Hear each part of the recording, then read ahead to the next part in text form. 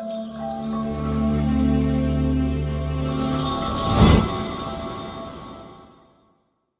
हिंद दोस्तों, स्वागत है आपका आपके अपने YouTube चैनल स्टडी और टॉपिक में। देखिए, आज का जो हमारा टॉपिक है यूक्रेन और रूस के बीच में जो विवाद चल रहा है उसको लेकर। आखिर ये विवाद क्यों है? आखिर सोवियत के ज़माने में ये दो देश एक दूसरे के दुश्मन कैसे बन गए? ठीक है, चलिए जानते हैं इसके बारे में। देखिए, जो आपका यूक्रेन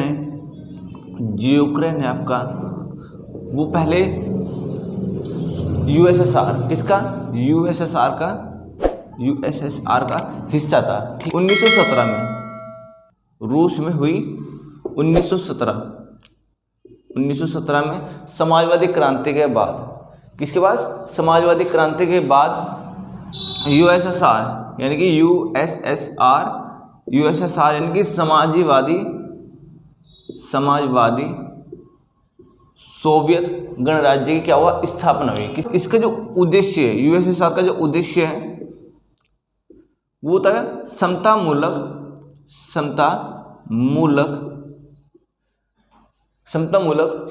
समाज की स्थापना करना। जो यूक्रेन है 1991 यानी कि 1 दिसंबर 1991 में, ठीक है, 1 दिसंबर 1991 तक ये किसका? ये सोवियत संघ का हिस्सा था। किसका? सोवियत संघ का हिस्सा था। ठीक है, हिस्सा था। ठीक है, 1 दिसंबर 1991 को ये सोवियत संघ से क्या हुआ? टूटकर अलग हुआ। क्या हुआ? टूटकर अलग हुआ। यानी 1 दिसंबर 1991 में यहाँ क्या हुआ? जनमत हुआ। यानी कि जैसे वोट गिरते हैं ना, यहाँ हुआ जनमत। ठीक है, जहां 90% यानी कि 90% लोगों ने यूक्रेन के पक्ष में, किसके? यूक्रेन के पक्ष में, इसके यानी कि यूक्रेन के पक्ष में क्या किया? वोट किया। क्या किया? वोट किया। ठीक है, देखो 1 दिसंबर 1991 में यहाँ पे क्या हुआ? एक जनमत हुआ जिसमें 90% लोगों ने किसके? यूक्रेन के पक्ष में वोट किया। तब 1 दिसंबर यहाँ क्या हुआ? 1 दिसंबर 1991 में यहाँ क्या हुआ? जनमत हुआ। फिर उसके अगले दिन यानी 1 दिसंबर 1991 को यहाँ जनमत हुआ। फिर यहाँ पर क्या हुआ? 90% यानी 90% लोगों ने क्या किया? यूक्रेन के पक्ष में वोट किया। ठीक है, पक्ष में वोट किया। ठीक है, उसके बाद नेक्स्ट डे अगले दिन रूस के निवर्तमान राष्ट्रपति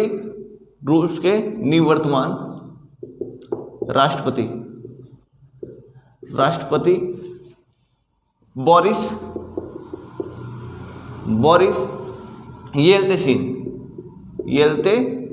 ने उस टाइम रूस के निवर्तमान राष्ट्रपति बोरिस येल्त्सिन ने यूक्रेन को क्या कर दिया? एक अलग देश की मान्यता दे दी। क्या कर दी? एक अलग देश की मान्यता दे दी। एक अलग देश की मान्यता दे दी। ठीक है, किसको? यूक्रेन को। किसको की? यूक्रेन को। ठीक है, समझ में आ रहा आपको?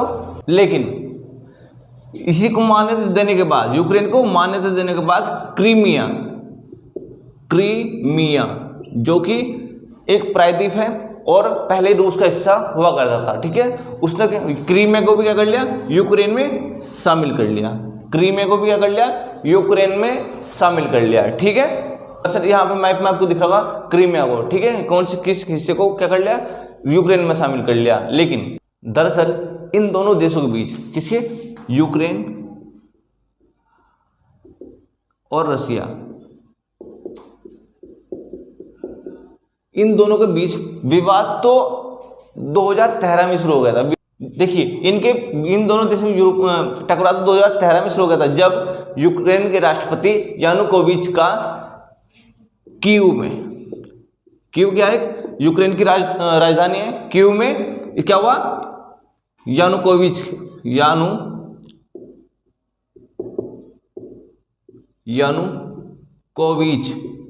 के क्या खिलाफ क्या हुआ? यानुकोविच का विरोध शुरू हुआ, ठीक है ना।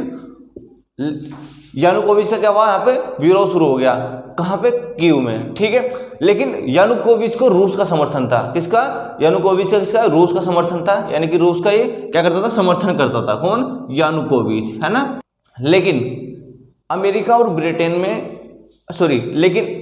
ब्रिटेन के समर्थित जो प्रदर्शनकारी हैं उन्होंने इसका क्या हुआ, विरोध प्रदर्शन शुरू कर दिया, और जिससे इसको देश छोड़कर भागना पड़ा, किससे, यानुकोविच को, ठीक है। किसके कारण, अमेरिका और ब्रिटेन के समर्थित जो प्रदर्शनकारी उनके कारण इसको क्या करना, विरोध का सामना करना पड़ा, और इसके चलते इसको क्या करना, देश को छोड़कर जाना पड़ा, क्या करना पड़ा, देश को छोड़कर जाना पड़ा, जिससे नाराज रूस ने, देखिए यानुकोविच के देश को छोड़कर जाने से यानुकोविच क्या हुआ,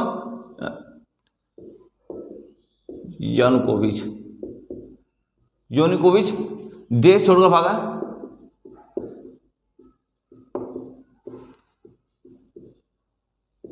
और भाई इससे नाराज हो गया रूस, इससे कौन नाराज हो गया, रूस, यानी कि इसके देश छोड़कर जाने से क्या, कौन नाराज हो गया, रूस। और रूस ने जब नाराज हुआ भाई साहब, रूस को आ गया गुस्सा, तो उसने क्या किया, और यूक्रेन के दक्षिणी क्रीमिया पर उसने क्या कर लिया, कब्जा कर लिया, यूक्रेन के दक्षिणी क्रीमिया पर, दक्षिणी क्रीमिया पर क्या कर लिया, कब्जा कर लिया, जो कि पहले रूस का ही हिस्सा था, ठीक है। और साथ ही साथ वहां के अलगाववादियों क्या कर दिया, समर्थन दे दिया, ठीक है, वहां के अलगाववादियों को।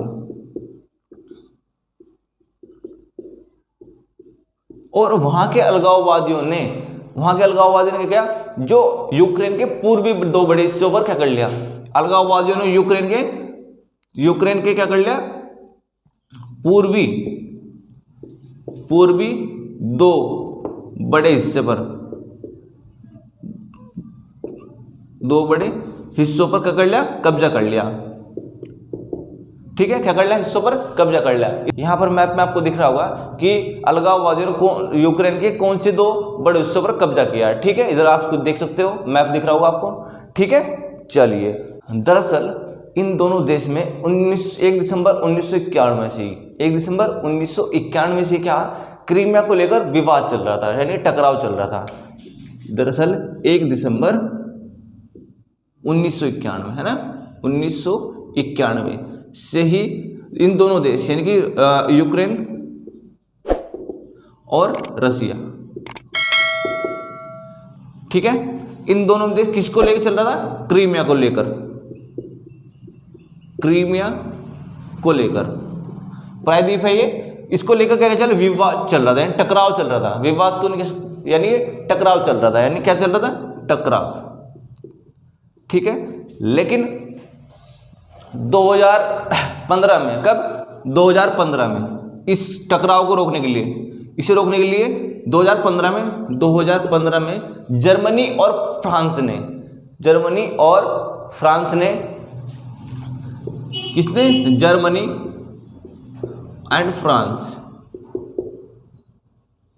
और फ्रांस ने क्या किया, इन दोनों देशों के बीच बेलारूस की राजधानी मिन्स्क में, कहाँ, मिन्स्क में इनके बीच शांति संघर्ष विराम क्या कराया, समझौता कराया, ठीक है। कब कराया, 2015 में, किसने कराया, जर्मनी और फ्रांस ने, ठीक है। और कहाँ कराया, बेलारूस की राजधानी मिन्स्क में, कहाँ कराया, बेलारूस की राजधानी मिन्स्क में कराया। दरअसल ये सारे फसाद की जड़ कौन है, नाटो है, ठीक है, किसकी, कौन है, नाटो, NATO, नाटो, ठीक है। इस सारे फसाद की जड़ ये नाटो है, और इसके पीछे जो किसका हाथ है, अमेरिका का, किसका हाथ है, अमेरिका, ठीक है, अमेरिका, ठीक है, इसके पीछे किसका हाथ है, अमेरिका का। देखिए नाटो की जो फुल फॉर्म होती है, नॉर्थ अटलांटिक ट्रीटी ऑर्गेनाइजेशन, इसकी जो फुल फॉर्म होती है, नॉर्थ अटलांटिक ट्रीटी का मतलब होता है संघी, ट्रीटी ऑर्गेनाइजेशन, ठीक है। इसका गठन 1949, कब, 1949 में किया गया, ठीक है। और इसमें तब कितने देश थे? तब इसमें 12 देश शामिल थे। कितने थे? 12 देश शामिल थे इसमें, ठीक है। और वर्तमान में इसमें 30 देश, अमेरिका, ब्रिटेन सहित, यानी कि कितने? 30 देश वर्तमान में, 30 देश वर्तमान,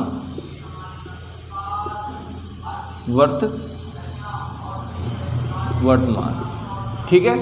इसका जो उद्देश्य इसका क्या है? इसका उद्देश्य सोवियत संघ की नीति को समाप्त करना। सोवियत संघ की नीति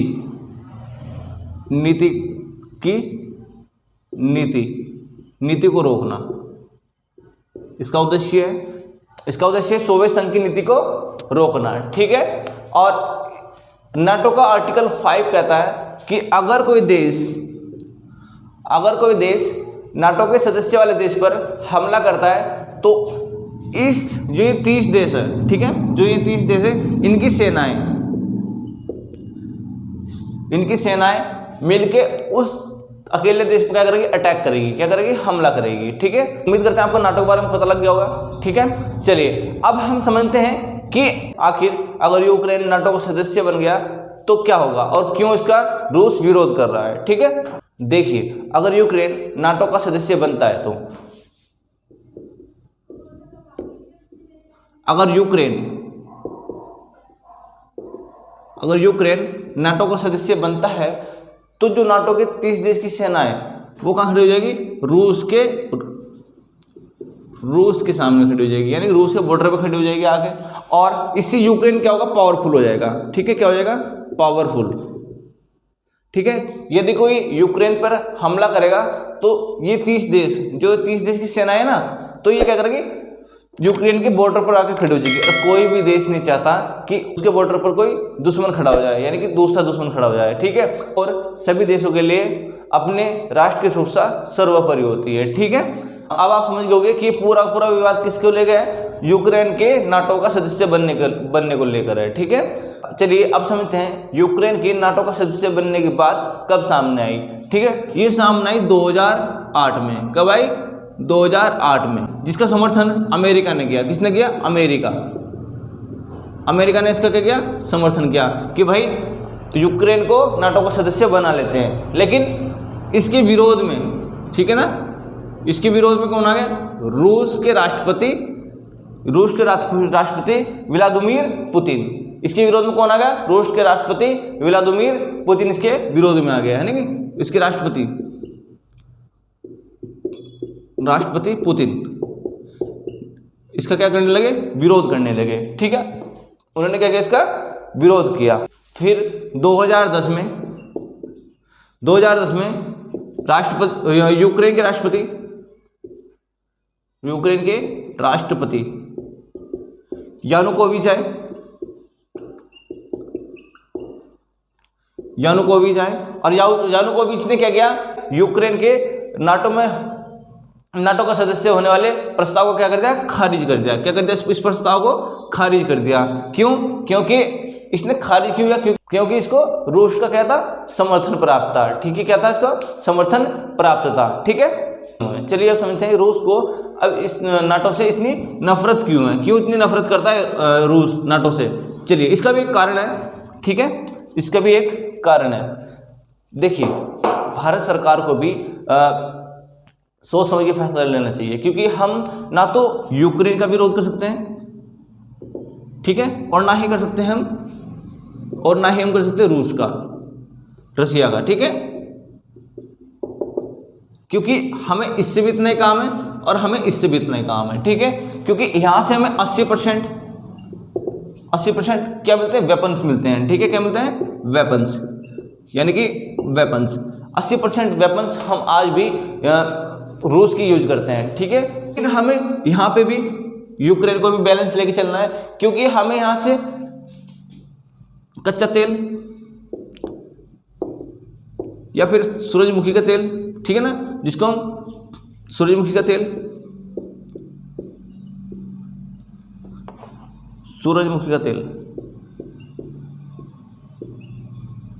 सूरजमुखी ऑयल का भी क्या करते हैं, निर्यात करते हैं। ठीक है, क्या करते हैं, निर्यात करते हैं। तो हमें इन दोनों ही देशों से काम है, तो हमें इन दोनों देशों को क्या करना चाहिए, बैलेंस लेके चलना चाहिए। ना तो हमें इधर की बात करनी चाहिए, ना हमें उधर की बात करनी चाहिए। ठीक है, आइए समझते हैं कि रूस नाटो से इतनी नफरत क्यों करता है। देखिए, second world war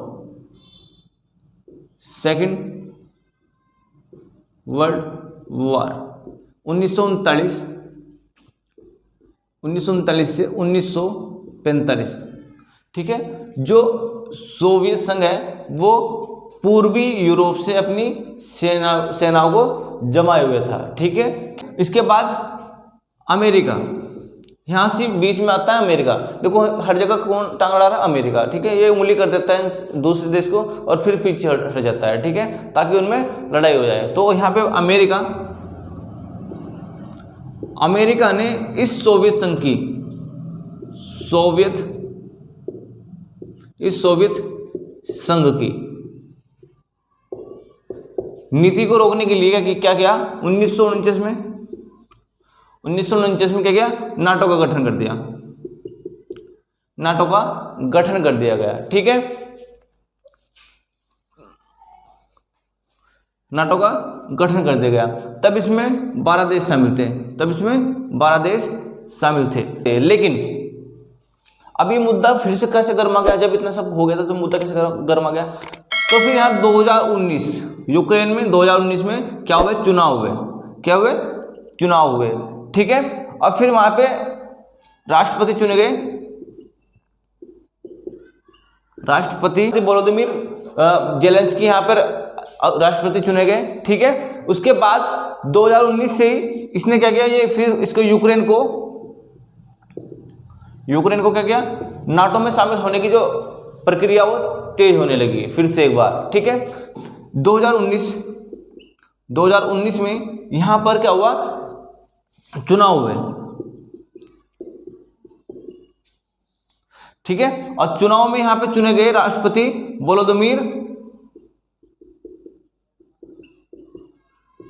Volodymyr Zelensky. ठीक है,